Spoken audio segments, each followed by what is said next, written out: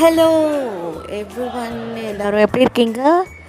Welcome to my channel daily diary with Agni. இன்னைக்கு என்ன பார்க்க போகிறோம் அப்படின்னா, என் வீட்டு தோட்டத்தில் பாருங்கள் எவ்வளோ ஃப்ரூட்ஸ்ன்னு சொல்லிட்டு வாட்டர் ஆப்பிள் தான். அது நிறைய காய் வச்சுருந்துச்சு. பாருங்கள் எவ்வளோ காய்ன்னு சொல்லிட்டு. இந்த மாதம் தான் அறுவடை மாதம். ஸோ பாருங்கள் எல்லோரும் ரொம்ப ரொம்ப ரொம்ப ஹாப்பியாக இருந்துச்சு. அதை பார்க்கும்போதே இந்த ஃப்ரூட்டுக்கு நிறையா பெனிஃபிட்ஸ் இருக்குது, ஹெல்த் பெனிஃபிட்ஸ் இருக்குது. தண்ணி தாகம் எடுக்கிறவங்க, நிறைய எடுக்கிறவங்க இந்த ஃப்ரூட் ஒன்று சாப்பிட்டா போதும், நல்லா தண்ணி தாகம் அடங்கிடும். மோஸ்ட்டாக இந்த மார்ச் ஏப்ரல் மந்தில் தான் இதோட அறுவடை ஸ்டார்ட் ஆகும். ரொம்ப ரொம்ப ரொம்ப ஹெல்த் பெனிஃபிட்ஸ் இருக்குது இந்த ஃப்ரூட்டில். கண்டிப்பாக நீங்கள் எல்லோரும் ட்ரை பண்ணி பாருங்கள். எங்கள் வீட்டில் இருக்கிற மரத்துலேயே இவ்வளோ பூத்துருக்குன்னா. அப்புறம் நாங்கள் கிளம்பி ஊருக்கு தான் கிளம்பிட்டோம். எங்கன்னா தேனி டிஸ்ட்ரிக்ட்லுக்கு தான் நாங்கள் போயிட்டுருக்கோம். இதுதான் எங்களோட ஊர்.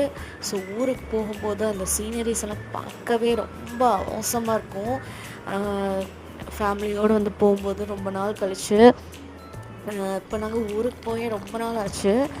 பாருங்கள் வீட்டில் பார்த்திங்கன்னா செர்ரி, ஊரில் வீட்டில் மாடி தோட்டத்தில் செர்ரி வந்துருந்துச்சு. அப்புறம் பையன் விளையாண்டுட்டு இருக்கும்போது காலில் முள் குத்திடுச்சு. சரி அப்புறம் என்னடா ஆச்சுன்னு சொல்லிட்டு அதை பார்த்து என் ஹஸ்பண்ட் தான் ஸ்லோவாக எடுத்து விட்டுட்டு இருந்தார்.